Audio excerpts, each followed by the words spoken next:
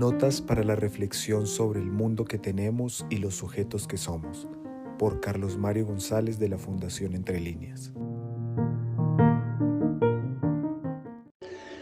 Estoy pues interesado en hacer este paréntesis para tratar de resaltar el impacto profundísimo que produjo Nietzsche con su reflexión filosófica cuando le asignó a la moral un estatuto histórico.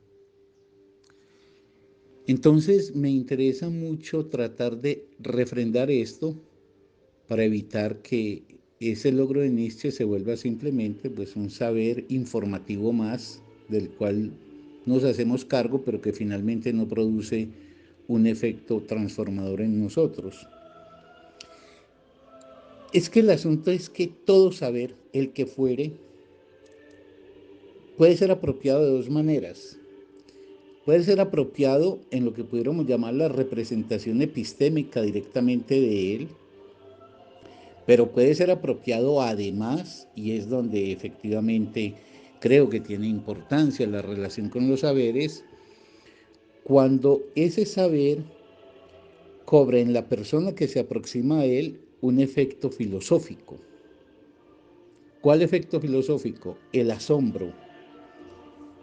¿Qué quiere decir el asombro? El asombro quiere decir que nos quedamos estupefactos, que salimos de nuestras certezas presentes, o en todo caso que nuestras certezas presentes se tambalean, porque estamos asombrados cuando algo aparece ante nosotros, llevándonos a descubrir eso que no somos o a repensar lo que somos.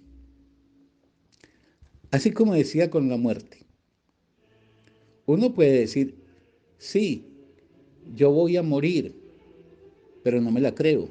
Eso se vuelve una formulación retórica. Y ese es un problema que hay en nuestra época con el conocimiento y que, he dicho, ha sido propulsado en gran medida por el tipo de enseñanza que recibimos. Sabemos las cosas, las repetimos, pero no las hacemos propias, es decir, ellas no se convierten en entrañas nuestras, por eso no nos producen asombro. Entonces uno realmente como individuo sabe biología cuando sabe filosóficamente biología, o sabe física cuando sabe filosóficamente física, es decir, cuando ese saber repercute en la producción de un efecto de asombro en el sujeto. Entonces, la antropología, ese estudio de las culturas en sus diversas y muy plurales expresiones, es realmente asumida por el sujeto independiente de que él no sea un hacedor directo de ese saber, sino alguien que se aproxima a él para poder dar cuenta y apropiar lo que ha conocido ese dominio. Digo, es apropiado por el sujeto cuando la antropología produce un efecto de asombro ante la diversidad de manifestaciones humanas. Igual pasa con la sociología.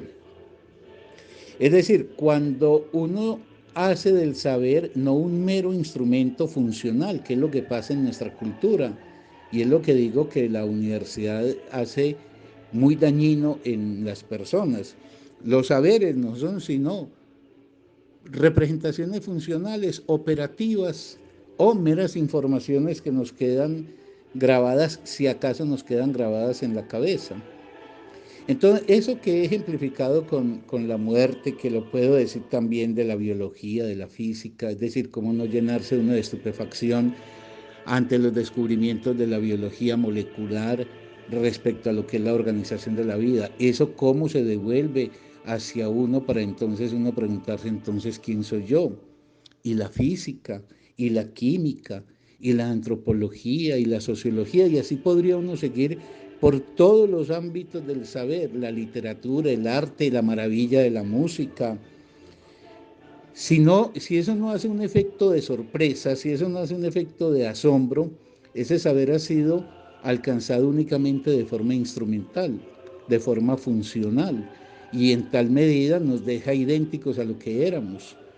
Por eso Al plantearme el problema de la historia en relación a la moral, me interesa seguir enfatizando en este efecto filosófico para poder entender cabalmente cuál es